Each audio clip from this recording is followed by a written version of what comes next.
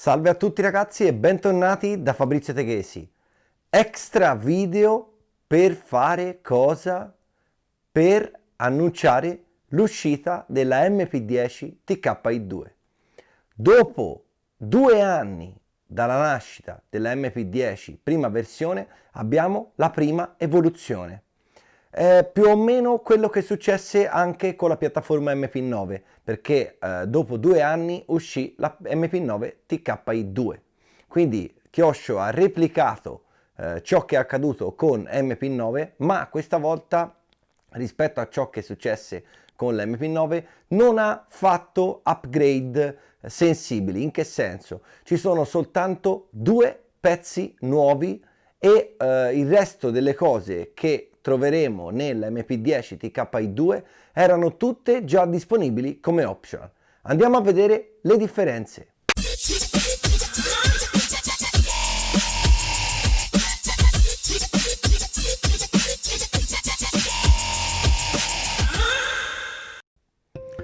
Bene, cominciamo subito col dire che questo video è stato realizzato sulla base di ciò che si può vedere dalle foto. Quindi non ho ancora chiaramente la macchina e quello che io vi dirò è soltanto dalla mia analisi delle foto. Quindi i pezzi nuovi sono, come detto, 2: i bracci posteriori e la scocca. Che cosa cambia nei bracci posteriori? Sembrano avere le stesse identiche misure di quelli della MP10, cambia soltanto che hanno delle fresature diverse per far guadagnare drop alla macchina, mentre la scocca è sempre sulla falsariga di quella della MP10, ma non ha più il musetto prominente davanti che aveva funzione aerodinamica, ma ha un musetto a freccia e ha le pinne laterali più basse. Quindi a parer mio sarà usata nelle piste ad alto grip, mentre nelle piste a basso grip continueremo ad utilizzare la vecchia carrozzeria. Successivamente passiamo a ciò che è stato inserito di serie e che invece prima era optional. Direi che la modifica più importante riguarda le coppie coniche. Infatti abbiamo le coppie coniche 42-12 su tutta la macchina, quindi avanti e dietro, e ovviamente la corona centrale di 45 denti che diventa quasi obbligatoria quando si corre con le coppie coniche corte.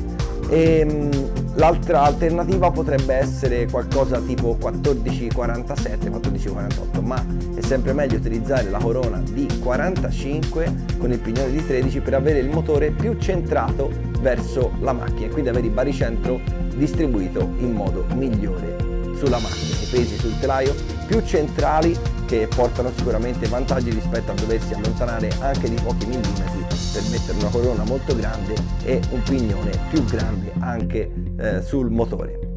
Successivamente abbiamo le torri alte sia davanti che dietro, quindi la IFW 623, la IFW 624 con chiaramente i relativi ammortizzatori. Gli ammortizzatori sono quelli ad alta scorrevolezza, esattamente come erano nella MP10, cambia soltanto le misure e quindi sono quelli, come ripeto, che trovavamo optional. I tappi degli ammortizzatori sono un qualcosa di ancora mai visto, perché sono tappi non ad emulsione, ma hanno il rinforzo nella parte alta come era già presente nelle ultime MP10, quindi le ultime kit della MP10 Nitro. E anche ovviamente sulla MP10e. Non sappiamo ancora con che piattelli viene fornita di scatola, sappiamo però che le barre contenute nel kit sono la 2,8 posteriore e la 2,6 anteriore. Parere puramente personale, anche il telaio mi sembra di una colorazione leggermente diversa, quindi probabilmente avranno ripreso il tipo di anodizzazione che c'è sulla MP10e, quindi chi ce l'ha sa che cosa voglio dire. La MP10e aveva un tipo di anodizzazione leggermente diversa rispetto alla MP9 Nitro. Il colore è il classico d'oro, comunque un telaio anodizzato hard e niente ragazzi, non appena mi arriverà fra le mani farò l'unboxing e farò anche una live dove analizzeremo insieme a voi il contenuto del kit direttamente da ciò che proviene dalla scatola, quindi prendendo pezzo per pezzo tutto il materiale che proviene dalla scatola e lo andremo ad analizzare insieme.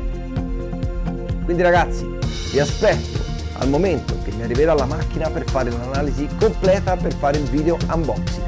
Per il momento è tutto, ci sentiamo presto, ciao!